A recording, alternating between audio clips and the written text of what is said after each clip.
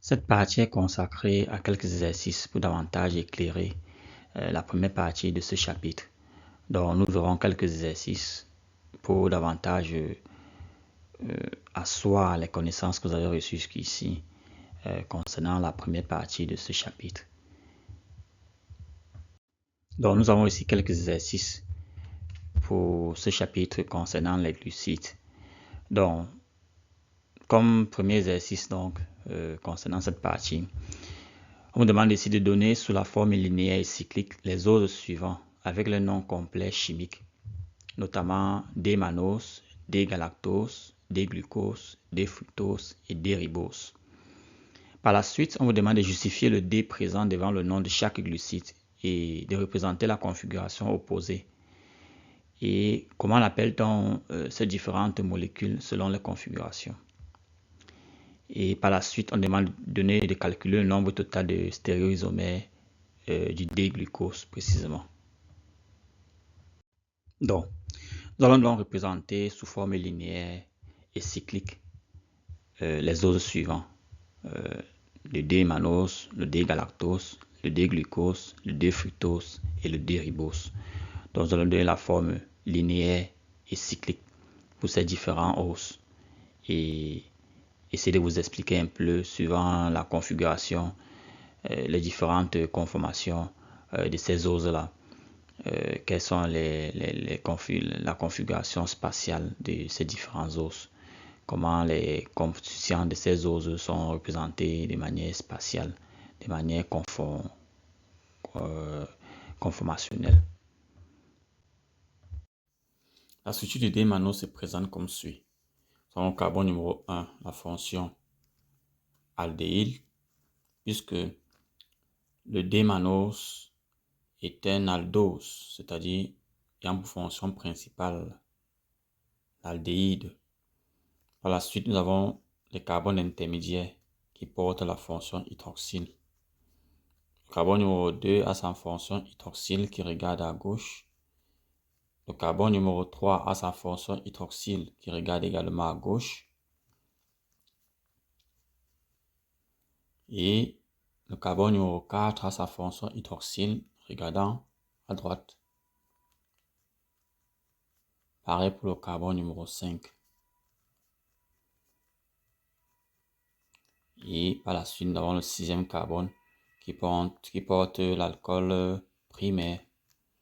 Donc, en notant donc, nous avons au carbone numéro 1 qui est la fonction principale,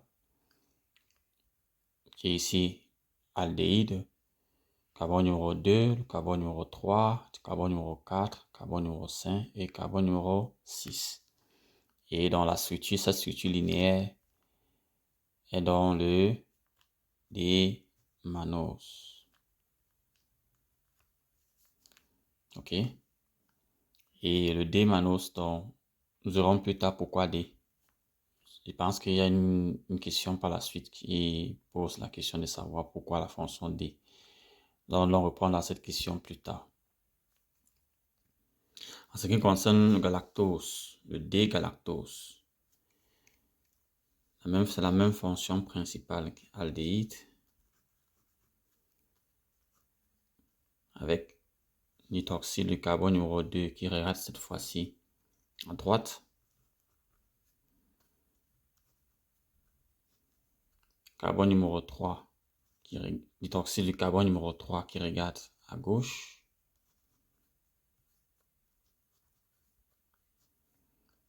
L'hydroxyle du carbone numéro 4 également regardant à gauche.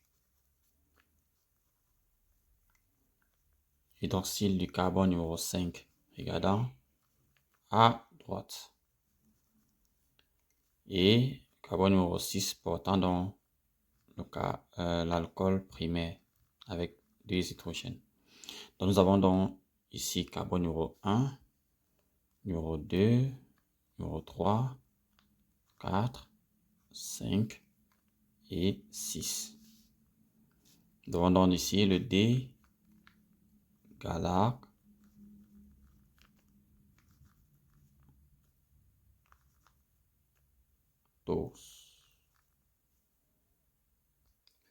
ce qui concerne le glucose, le D-glucose, il s'agit toujours d'un aldose dont fonction principale aldéhyde.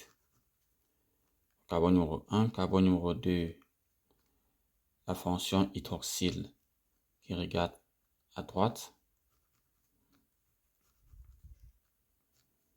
La fonction hydroxyle du carbone numéro 3 qui regarde à gauche. La fonction hydroxyle du carbone numéro 4 qui regarde à droite.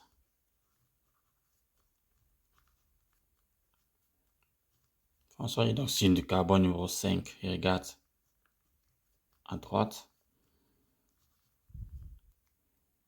Et la fonction, le carbone numéro 6 qui porte la fonction alcool primaire.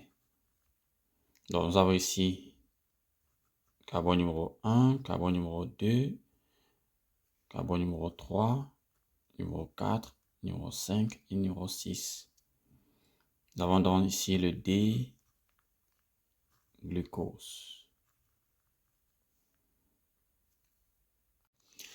Nous verrons donc par la suite ici comment la forme linéaire des oses passe à la forme cyclique par cyclisation, compte tenu de la flexibilité du squelette carboné et des angles de courbe parmi les atomes, que ce soit les atomes carbonés ou bien ces différents atomes d'oxygène de la fonction hydroxyle. Donc, nous verrons plus tard cette cyclisation, encore appelée hémiacétalisation. Comment est-ce qu'il y a donc réaction entre la fonction principale, ici aldéhyde, et l'avant-dernier carbone, du moins l'hydroxyle, l'avant-dernier carbone. Donc nous verrons ça plus tard. Mais ici, je vais d'abord vous montrer comment on quitte la formule linéaire des aldoses ou des cétoses pour donner donc la forme cyclique de Abbott. Tout d'abord, il est important ici de représenter les différentes formes cycliques. Dans le cas des aldoses à 6 atomes de carbone, il y a formation d'une pyranose. Les pyranoses sont des formes cycliques à 6 atomes de carbone, donc 5 carbones et un oxygène. Donc ici, je représente d'abord le pyranose. Le pyranose a cette forme-ci. Donc ici représenté, très simple, de représenter d'abord les pyranoses. Je reviendrai plus tard sur la réaction qui se passe, qui permet de passer de la forme linéaire à la forme cyclique. Tout d'abord, je vais représenter les différents oses de cet exercice de façon simple, sans entrer dans les détails de la réaction. Donc, première chose, c'est d'abord représenter cette forme, cette pyranose. Pyranose, c'est un cycle à 6 atomes. Donc, quand on parle de 6 atomes, ce sont des sommaires. Donc, ici, vous avez un carbone, 2 carbones, 3 carbones, 4 carbones, 5 carbones et un oxygène. Donc, lorsqu'on parle de pyranose, il s'agit de 6 atomes. Donc, l'oxygène ici est considéré également comme un atome. Donc, 1, 2, 3, 4, 5 et 6. OK. Donc, 6 atomes formant ici une pyranose. Et 6 atomes là, c'est 5 carbones plus 1 oxygène. C'est ça le pyranose. Et cette pyranose-là est issue de la forme linéaire, dans le cas d'espèce, d'un aldose à 6 atomes de carbone. Ici, le D-mannose. Bon, ça peut être le D-galactose ou le D-glucose. Nous verrons par la suite les autres oses. Donc, lorsque vous avez donc un aldose à 6 atomes de carbone, lorsque vous avez un aldose à 6 atomes de carbone, ou bien un autre ose à 6 atomes de carbone, vous obtiendrez une pyranose issue de cette forme linéaire. Donc, nous entrons en détail sur les différentes réactions, ou du moins la réaction qui permet le passage de la forme linéaire à la forme cyclique. Donc, lorsque vous avez un aldose à 6 atomes de carbone, de préférence, il y aura formation d'une pyranose. Pyranose, 6 atomes de carbone, donc 5 carbones et un oxygène. Donc, le pyranose, c'est 6 atomes qui est 5 carbones plus un oxygène. Chaque sommet représente un carbone. Chaque sommet là représente un carbone plus un oxygène. Donc, vous avez 1, 2, 3, 4, 5 carbones et un oxygène. Et l'ensemble forme donc un pyranose à 6 atomes. Lorsque vous avez donc représenté ainsi, il est important donc, à la fin de la représentation de la pyranose, de représenter tous les éléments qui entrent dans la constitution donc de cette ose-ci. Ici en référence le mannose. Et il y a donc un principe qui va s'établir ici. Lorsque vous avez les groupements hydroxyles qui regardent à gauche, ces groupements hydroxyles dans la forme pyranose, dans la forme cyclique, va regarder en haut. Je reprends. Lorsque vous avez les groupements hydroxyles dans la forme linéaire qui regarde à gauche, dans la forme cyclique, ce groupement hydroxyle va regarder en haut. Donc ici, vous avez au niveau du carbone numéro 2, un groupement hydroxyle là qui regarde à gauche. Ici, il sera représenté en haut. Donc, et lorsque nous allons voir l'hémiacétalisation, le carbone numéro 1 ici, lorsque la réaction d'hémiacétalisation s'est passée, il y aura formation ici d'un groupement, il y aura mise en place ici d'un groupement hydroxyle qui n'est pas pris en compte dans le cycle, puisque le carbone numéro 1 ici est le carbone qui porte la fonction principale. Donc, il ne sera pas considéré lorsqu'on va vouloir mettre sur pied, lorsqu'on va vouloir représenter les différents hydroxyles. Le carbone numéro 1 n'est pas pris en compte. Le carbone numéro 1 n'est pas pris en compte, puisque le carbone numéro 1, le voici ici dans le cycle. Il n'est pas pris en compte lorsqu'on va représenter les autres hydroxyles intermédiaires. Ils ne sont pas pris en compte. Donc, on va représenter à partir d'ici, dans le cas du mannose-ci, on représente uniquement les différents hydroxyles intermédiaires. Ici, à partir du carbone numéro 2.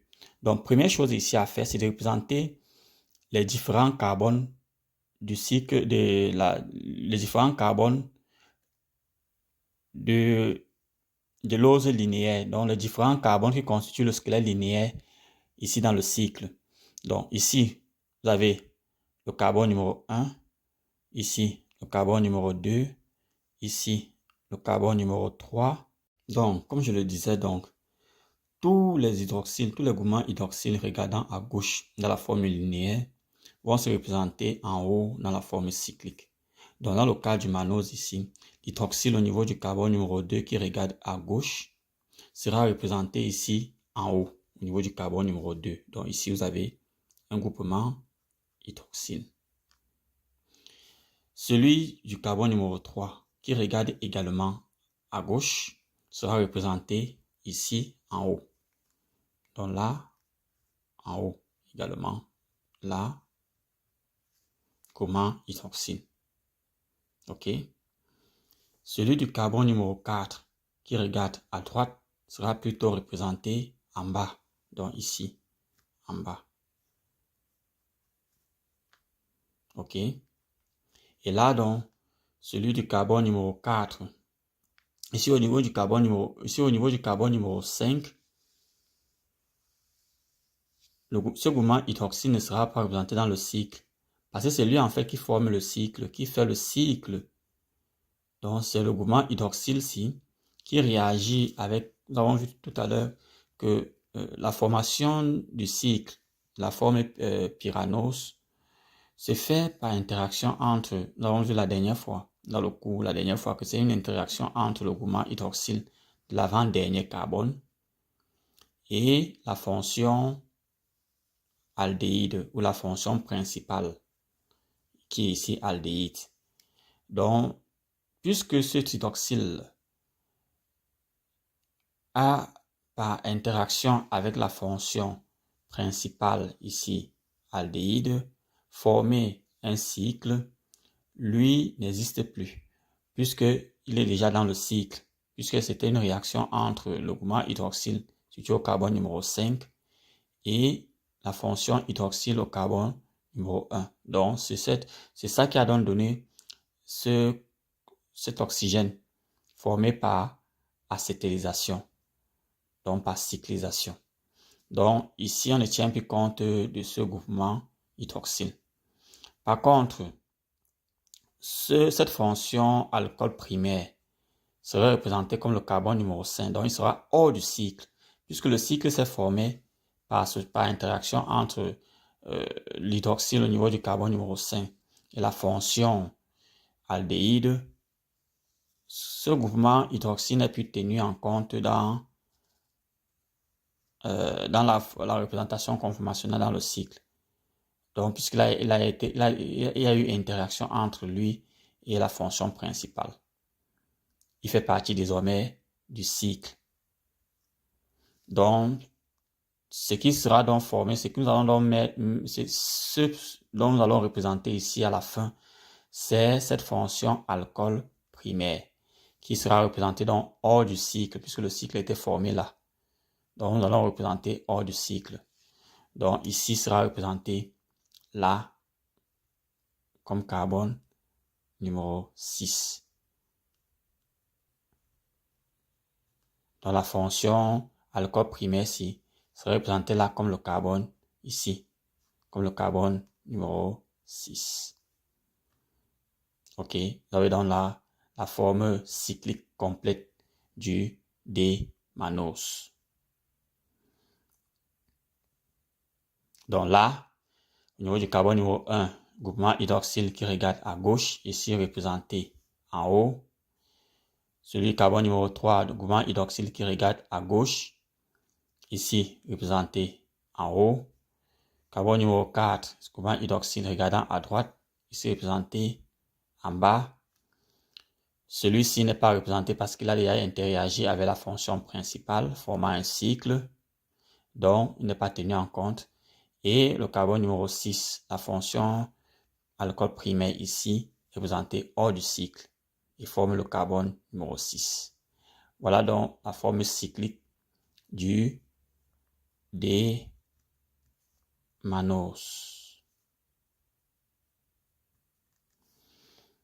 Ok? Donc, voilà donc la forme cyclique du D-mannose. Donc, maintenant, pour lui donner un nom, pour donner le nom à ce mannose cyclique qui vient d'être formé, on va lui donner le nom en fonction de cette forme cyclique. Vous avez fait part de ce que cette forme cyclique des aldoses à 6 atomes est appelée pyranose et est issue des hexoses, dans le cas d'espèce le D-mannose. On va lui attribuer le nom chimique de ce cycle en fonction l'un des deux noms-ci. Donc, c'est une composante partiellement du nom Mano et du cycle. Donc, ici, vous avez donc le nom chimique de ce cycle donc, est donc en finalité le D-mannose pyranose. Le D-mannose pyranose. D-mannose pyranose. Ok? Donc, D-mannose pyranose pour dire que c'est issu, le cycle est issu du mannose et c'est un pyranose, c'est-à-dire un cycle à 6 atomes. Un cycle à 6 atomes, dont 5 carbones et un oxygène. Nous avons vu. Donc, vous avez là 1 carbone, 2 carbones, 3 carbones, 4 carbones, 5 carbones et un oxygène. Donc, voilà donc la formation de notre D-mannose pyranose. Le même principe est appliqué avec le D-galactose. Même principe. Donc, première chose, représenter d'abord. Il faut d'abord représenter le pyranose, c'est-à-dire le cycle à 6 atomes.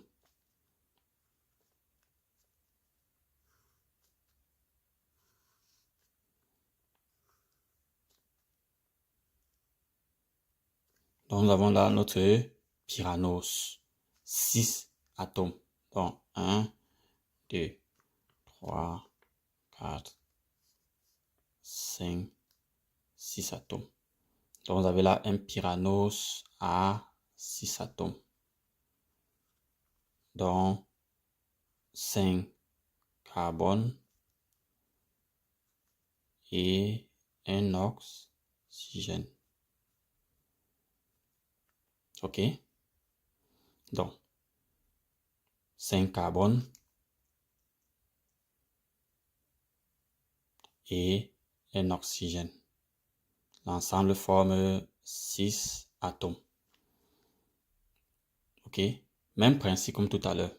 Donc, tous les composés, ou bien toutes les fonctions hydroxyles intermédiaires qui regardent à droite seront représentés dans le cycle en bas.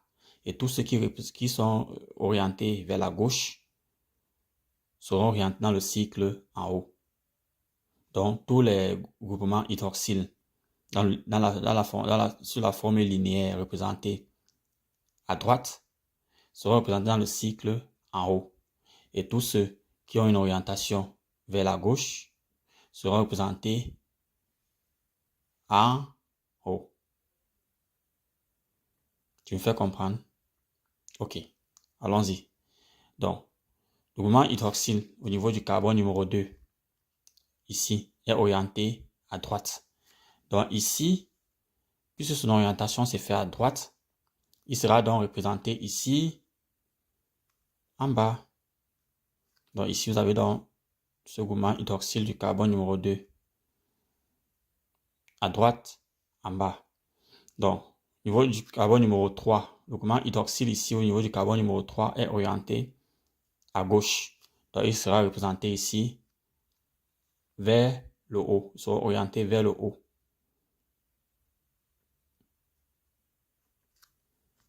OK? 3, gauche, haut. Gauche, haut. Celui du carbone numéro 4, ici, représenté à gauche, sera représenté, puisqu'il est là, au niveau du carbone numéro 4, représenté à gauche, il sera aussi représenté, il sera aussi orienté vers le haut. Groupement hydroxyle orienté à gauche, au niveau du carbone numéro 4, dans la forme linéaire, représenté dans le cycle en haut. Je vous ai fait part tout à l'heure que celui du carbone numéro 5 n'est pas considéré puisqu'il est déjà entré dans la cyclisation par interaction entre le groupement hydroxyle et la fonction principale. Donc ici, son hydroxyle, sa fonction hydroxyle intermédiaire n'est pas prise en compte. Nous verrons nous aurons plus de détails, nous verrons ça avec plus de détails lorsque nous verrons la réaction d'hémiacétalisation. Je vais vous expliquer cette réaction d'hémiacétalisation dans les détails, comment est-ce que ça se passe. Donc, ce qui reste ici, c'est la fonction primaire alcoolique, ici qui est hors du cycle, qui va constituer le carbone numéro 6. Donc, ici sera représenté hors du cycle. Là. Là. Donc, ici, le pack là, c'est le carbone numéro 5. Et là, c'est le carbone numéro 6. D'accord? Là, je reprends. Donc, le carbone numéro 1 est là. Nous allons revenir dessus. Comment est-ce que ça se forme? Puisque lui, c'est lui qui porte la fonction principale. Donc, le voilà, carbone numéro 1. Le voilà, c'est carbone numéro 1. puisque le cycle s'est formé par interaction entre la fonction principale et l'hydroxyle de l'avant-dernier carbone. C'est ça qui a formé le cycle.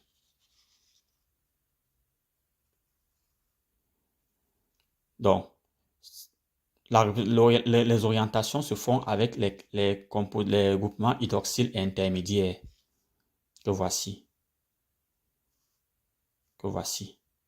Donc, là. Ici, nous avons 3 hydroxyles intermédiaires qui seront représentés dans le cycle, donc au niveau de la forme cyclique. Donc, ici, le composé hydroxyle ici est orienté à droite.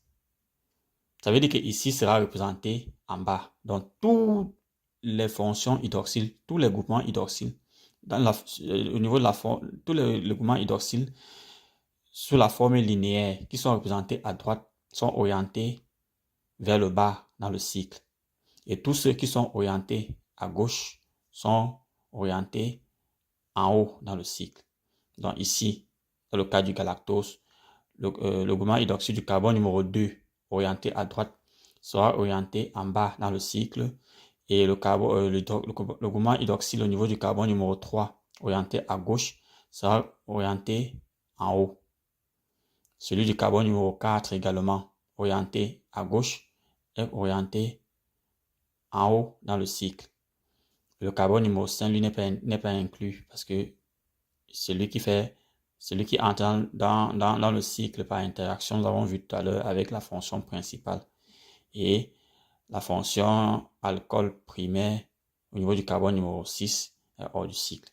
Donc, vous avez donc ici la formation d'un D-galactose cyclique. Donc, comme tout à l'heure, le nom c'est donc le D-galactopyranose. Nous avons vu pourquoi pyranose, parce que c'est un cycle pyranose et le mot galacto vient du galactose, donc le D-galactopyranose. Nous allons compléter le nom tout à l'heure lorsque nous allons voir la notion d'anomère avec l'orientation de l'hydroxyle formé lors de l'hémiacetation de la cyclisation par interaction avec l'hydroxyle l'avant-dernier carbone. Donc nous aurons la notion d'un nanomère et nous allons compléter ce nom. Les différents noms, ou bien je vais vous montrer comment compléter ce nom tout à l'heure. Là où on verra la notion de D, de alpha et de bêta numérique. C'est le même principe avec le glucose. Même principe. Donc, première chose, le glucose, tout comme le glucose, comme le mannose ou le galactose, ce sont ces oses forment le cycle pyranose. Donc, première chose, représentée dans le cycle pyranose, nous avons vu que c'est 6 atomes, dont 5 carbones et 1 oxygène. Donc, on représente d'abord le pyranose, le cycle pyranose. Que voilà le cycle pyranose. C'est le même principe. Tous les groupements hydroxyles intermédiaires qui sont orientés à droite sont orientés vers le bas. Donc, groupement hydroxyle intermédiaire orienté à droite, orienté à droite sous forme dans la formule linéaire est représenté en bas dans la formule cyclique. Tous ceux orientés à gauche dans la formule linéaire est représenté en haut dans la formule cyclique. Donc ici, carbone numéro 1, carbone numéro 2, carbone numéro 3, 4 et 5 là. Maintenant, au niveau du carbone numéro 4, le groupement hydroxyle est orienté à droite. Ça veut dire qu'il sera représenté ici vers le bas.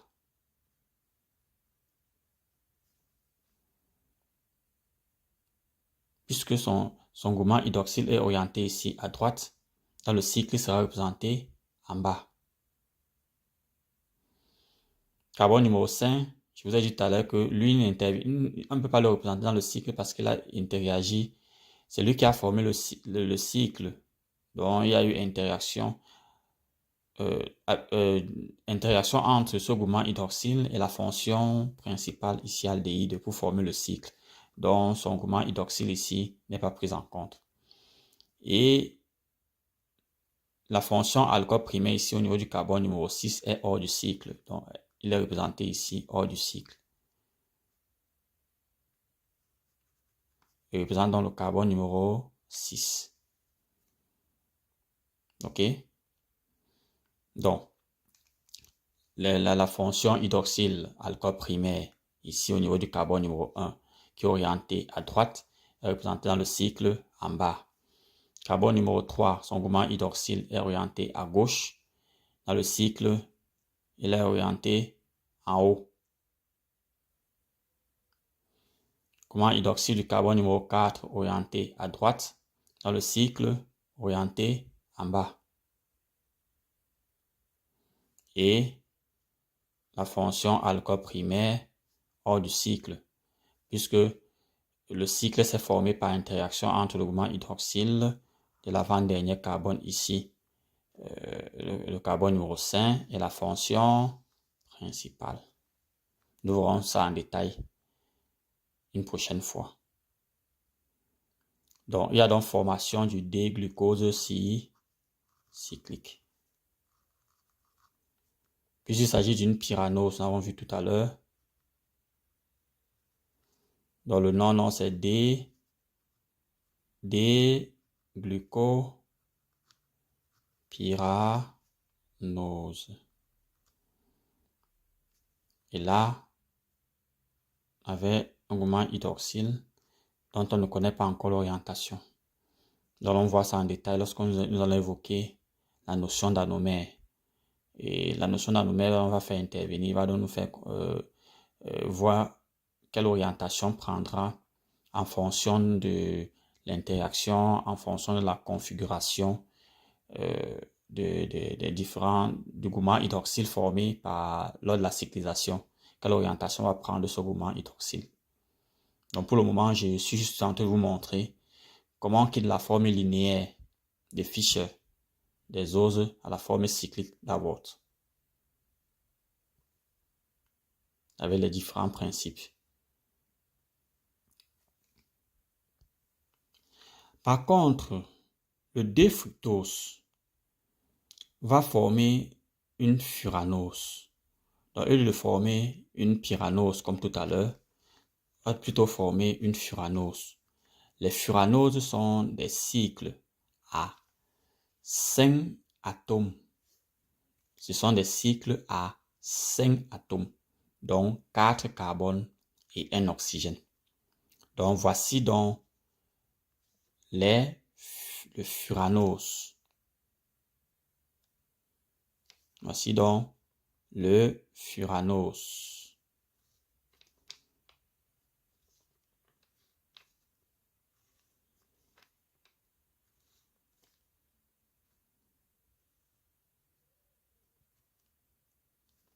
Alors le furanose.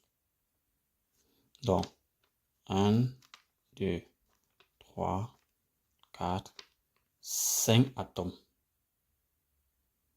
Donc, nous avons là un furanose à 5 atomes. Donc, un oxygène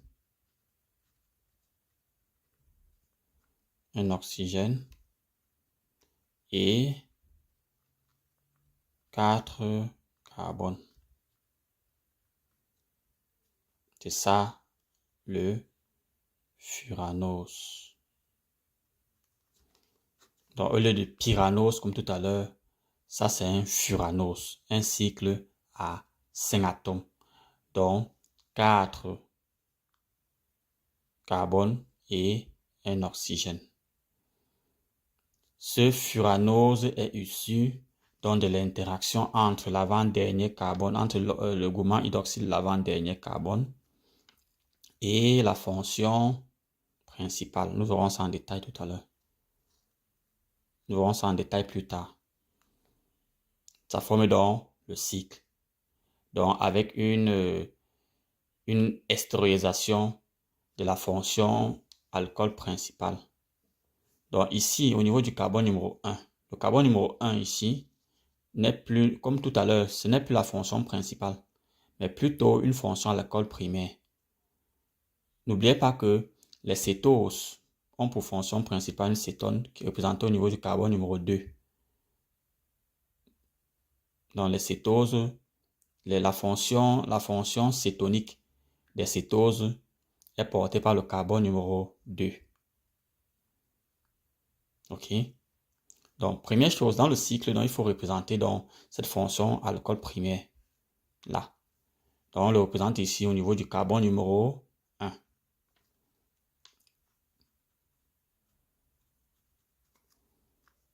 OK? Là. Maintenant, nous verrons plus tard, puisque ici, comme au niveau des pyranos, il y aura également une orientation du gourmand hydroxyle. Donc, nous verrons, selon l'orientation, tout à l'heure, lorsque nous évoquerons la notion d'anomère, si les orientations de ce hydroxyle, parce que l'hydroxyle peut parfois être soit en bas, soit en haut, selon la réaction. Ça, c'est la notion d'anomère. Nous verrons ça plus tard. Donc, pour l'instant, je veux juste que vous compreniez la représentation, comment de la forme cyclique linéaire à la forme linéaire à la forme cyclique, autant pour moi. Donc, c'est le même principe comme tout à l'heure. Lorsque nous avons représenté le cycle, que nous avons représenté les différentes composantes, c'est-à-dire c'est la fonction alcool primaire qui est fixée au niveau du carbone numéro 1, le même principe d'orientation comme tout à l'heure va également s'appliquer ici. Donc, tous les gourmands hydroxyles qui regardent à gauche, ici dans le cas du carbone numéro 3, qui regardent à gauche, là, sont représentés en haut. Donc, ici, le gourmand hydroxyle qui est au niveau du carbone numéro 3 ici, qui est orienté à gauche. OK. Orienté à gauche sera orienté en haut. Bon.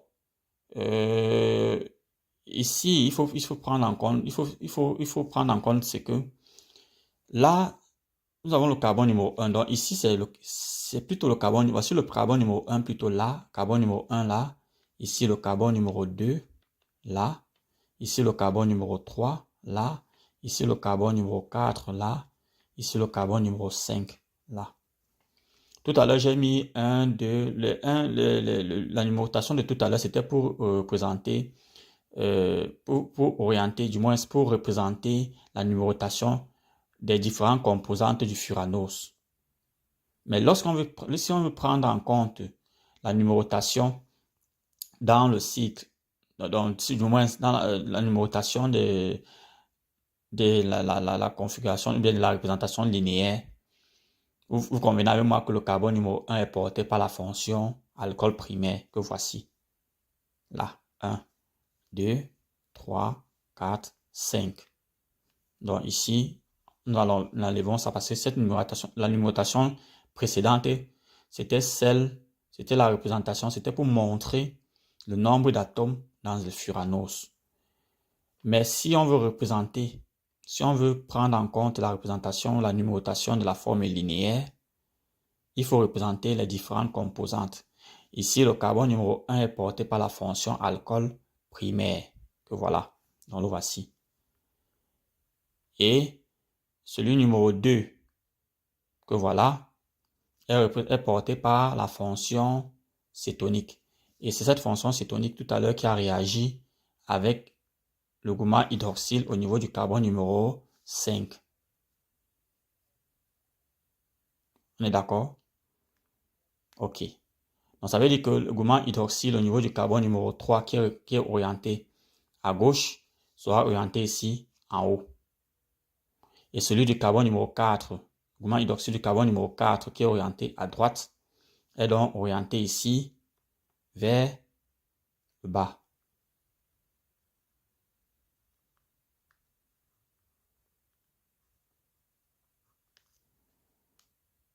Et le carbone numéro 5 n'est pas pris en compte, mais par contre,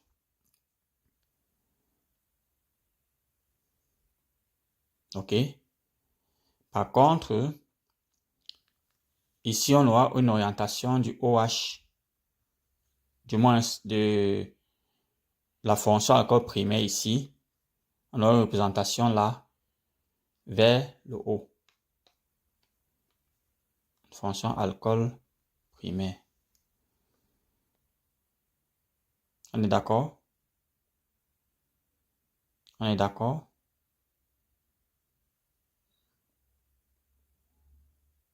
Donc voilà donc notre D-fructose cyclique. Ici, si on veut donner le nom chimique en fonction de la conformation cyclique, on donne le D-fructose. Il s'agit donc du D-fructofuranose.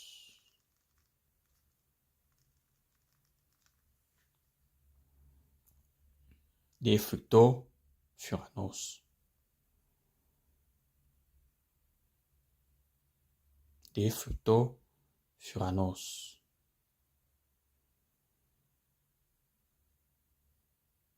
D-fructofuranose. Quant au ribose, c'est un ose linéaire à 5 atomes de carbone. Donc, puisqu'il a 5 atomes de carbone, il va former ici plutôt un furanose. Donc, il va former un furanose puisqu'il est à 5 atomes de carbone. Donc, il va former un cycle à 4 atomes de carbone, du moins à 5 atomes de carbone. Donc, 5 atomes, autant pour moi, il va former un cycle à 5 atomes, donc 4 carbones et un oxygène. Donc, comment ça va se passer? Donc, il y a la reformation d'un cycle.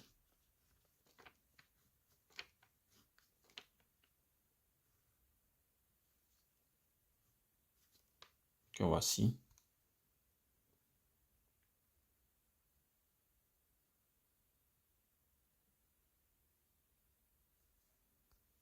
Donc, un cycle à 5 atomes. Cycle à 5 atomes. Donc, 4 carbones et un oxygène. Donc, ça, c'est un furanose. Donc, c'est le même principe comme tout à l'heure. Donc, tous les groupements hydroxyles regardant à droite, donc orientés à droite, seront orientés vers le bas. Tous les groupements hydroxyles orientés à droite seront orientés vers le bas.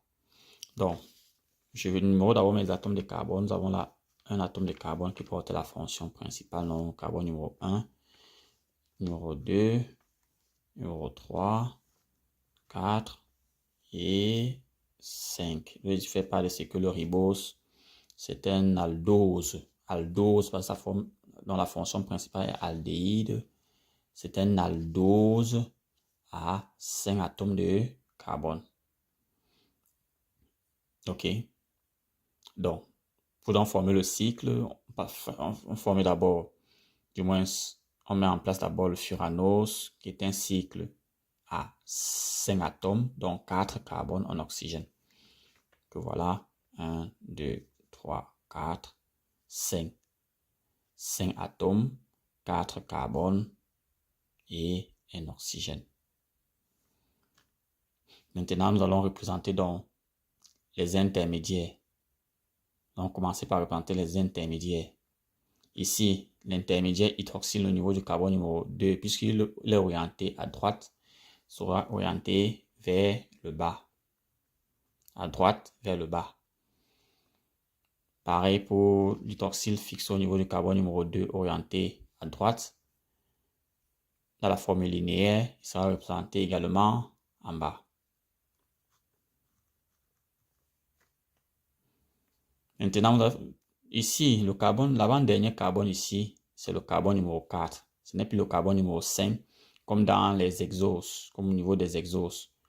Ici, l'avant-dernier carbone qui a interagi avec la fonction principale pour former le cycle, c'est ici le carbone numéro 4. Donc, son intermédiaire ne sera pas représenté dans le cycle, puisque ici, au niveau du carbone numéro 4, il y a déjà eu interaction entre le groupement hydroxyle qui était présent là et la fonction principale. Donc, ici, si on veut représenter numérotation par numérotation, donc une projection de la formule linéaire à la formule cyclique, donc le carbone numéro 1 que voici est là. Ici, le carbone numéro 2, carbone numéro 3, carbone numéro 4 et carbone numéro 4 et une projection donc du carbone numéro 5 qui porte la fonction alcool primaire que voici. Donc là, voici le carbone numéro 5. Puisqu'il y a eu interaction entre l'hydroxyle au niveau du carbone numéro 4 et la fonction principale. Donc les deux intermédiaires hydroxyles ici là sont représentés dans le cycle avec une orientation droite en bas et une projection donc du carbone numéro 5. Voilà donc votre déribose cyclique.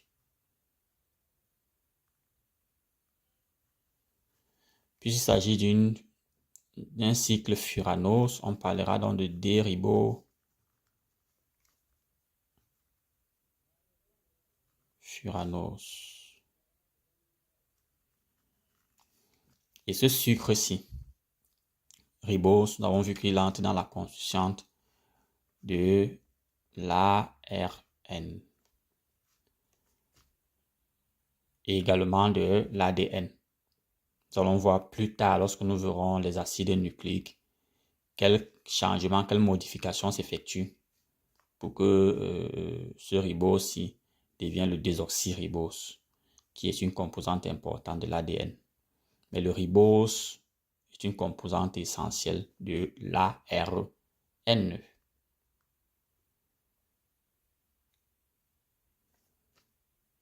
OK? Et conformationnellement, c'est le déribofuranose. Également, nous allons revenir autant pour moi sur la conformation, sur la notion d'allomère qui nous permet d'orienter donc le groupement hydroxyle issu de la cyclisation. Parce qu'il y a un groupement hydroxyle qui se forme ici par cyclisation lors de l'interaction entre l'hydroxyle de l'avant-dernier carbone et la fonction aldyde principale. Donc, il y a une hydroxyle là qui se forme. Nous allons entrer en détail. Très prochainement, nous entrons en détail pour vous montrer comment se fait donc cette cyclisation-là et quelle réaction s'établit donc pour former donc ce groupement hydroxyle ici qui va permettre une orientation anomérique et serait censé donc pour nommer dans la nomenclature des oses cycliques, que ce soit les furanoses ou les pyranoses.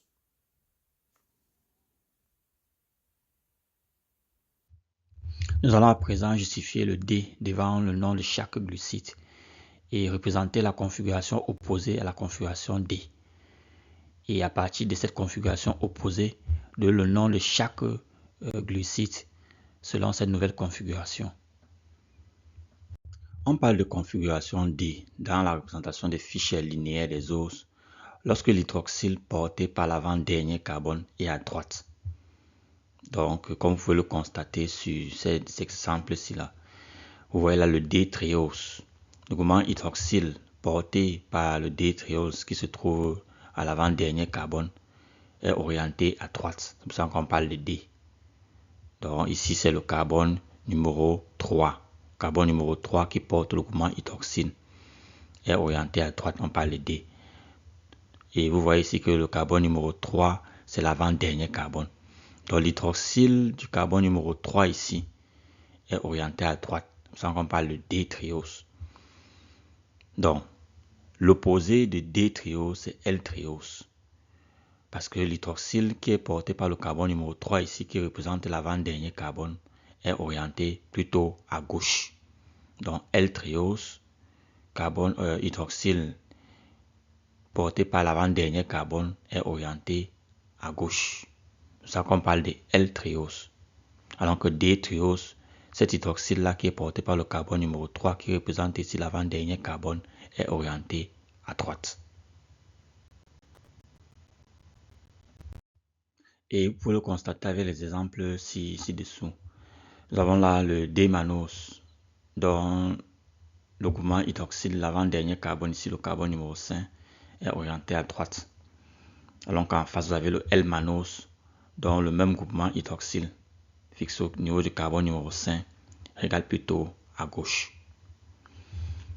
Également avec le D-galactose, vous pouvez constater là que le groupement hydroxyle, situé au niveau de l'avant-dernier carbone, ici au carbone numéro 5, regarde à droite. Raison pour laquelle on parle de D-galactose. Par contre, le L-galactose, ce même groupement hydroxyle, situé au niveau du carbone numéro 5, regarde plutôt à gauche. De même avec le D-glucose. Ici, le groupement hydroxyle, situé au niveau du carbone numéro 5, regarde à droite. On parle de D-glucose. Par contre, le L-glucose, le groupement hydroxyle, situé sur le même carbone numéro 5, ici l'avant-dernier carbone, regarde cette fois-ci à gauche. On parle de L-glucose. De même avec le fructose. Le 2-fructose, ici le groupement hydroxyle de l'avant-dernier carbone, ici carbone numéro 5, regarde à droite. Donc D-fructose. Ici le même groupement hydroxyle de ce fructose-là, situé au niveau du carbone numéro 5, regarde cette fois-ci à gauche. On parle donc de L-fructose. Il en est de même pour le ribose. Mais comme nous avons vu précédemment, le ribose ici possède 5 atomes de carbone, dont son groupement hydroxyle. Le groupement hydroxyle situé à l'avant-dernier carbone, ici le carbone numéro 4, regarde à droite. On parle de D-ribose. Le même groupement hydroxyle situé au niveau du carbone numéro 4, regardant à gauche, on parle de L-ribose. Donc lorsque le groupement hydroxyle situé au niveau du carbone numéro 4 du ribose regarde cette fois-ci à gauche, on parle de L-ribose. Maintenant, ces différentes conformations, la conformation D et L dans son ensemble pour ces différentes molécules suscitées sont appelées énantiomères. Donc, les deux molécules sont des énantiomères. Nous allons à présent déterminer le nombre total de stéréoisomères du D-glucose. Pour les aldoses, le nombre de stéréoisomères est défini par la formule ci-contre, donc 2 puissance n-2. N ici étant le nombre d'atomes de carbone de la chaîne. Donc ici, le glucose a 6 atomes de carbone, comme nous avons vu précédemment, c'est un OZ à 6 atomes de carbone. Donc nous allons donc définir le nombre de stéréoisomères de ce glucose-là en fonction de son nombre d'atomes de carbone, ici 6. Donc, ça c'est le nombre de stéréoisomères pour l'ensemble du glucose, que ce soit en conformation D ou L. Donc pour l'ensemble du glucose en conformation D ou L, son nombre de stéréoisomères, c'est donc la formule 2 puissance n-2. Maintenant, si on veut déterminer uniquement le nombre de stéréoisomères pour la conformation D uniquement, on applique plutôt la formule 2 puissance n-3. D 2 puissance n-3 pour déterminer le nombre de stéréoisomères uniquement pour le D-glucose. Il en est de même pour le L-glucose. Si on veut déterminer le nombre de stéréoisomères uniquement pour le L-glucose, on applique la même formule 2 puissance n-3. Donc ici, dans le cas du nombre de stéréoisomères pour le D-glucose, comme je l'ai dit, on applique donc la formule 2 puissance n-3. N étant le nombre total d'atomes de carbone pour le D-glucose. Le nombre total d'atomes de carbone du glucose donc est 6. Donc nous aurons donc 2 puissance 6 moins 3 pour le D-glucose, ce qui donne donc 2 puissance 3. Donc nous aurons donc 8 stéréoisomères pour le D-glucose. 8 stéréoisomères pour le D-glucose. La prochaine fois, nous allons poursuivre avec la formation des polysaccharides. Donc nous verrons comment les oses simples peuvent s'associer en plusieurs oses pour former les polysaccharides.